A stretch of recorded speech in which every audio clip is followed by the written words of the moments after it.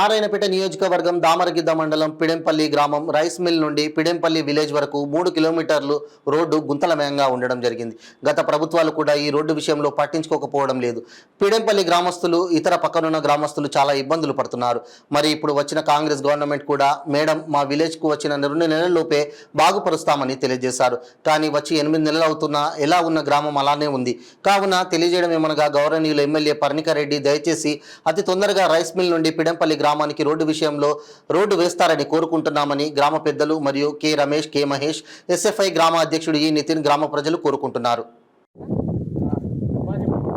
అందరికీ నమస్కారాలు. నా పేరు వచ్చేసి మహేష్. గ్రామం పిడెంపల్లి, దామరగిద్ద మండలం, నారాయణపేట డిస్ట్రిక్ట్, తెలంగాణ రాష్ట్రం. తెలంగాణ రాష్ట్రం వచ్చేసి దాదాపు 10 సంవత్సరాలు అవుతుంది. తెలంగాణ రాష్ట్రం వచ్చింది కానీ మనకి ఇంకా రాష్ట్రం రానట్టే ఉంది, స్వతంత్రం రానట్టే ఉంది. ఏ విలేజ్కి అయినా, వేరే రాష్ట్రాలకు అయినా, వేరే డిస్ట్రిక్ట్లకు అయినా కానీ మన దామరగిద్ద మండలంలో పిడెంపల్లి గ్రామం అంతా వెనుకబడిన గ్రామం ఏదైనా ఉందంటే దాంట్లో మొదటిగా వచ్చేసి పిడెంపల్లి గ్రామమే. మా గ్రామంలో రోడ్డు లేక చాలా ఇబ్బందులు పడుతున్నాము, చాలా ఇబ్బందులు ఎదుర్కొంటున్నాము.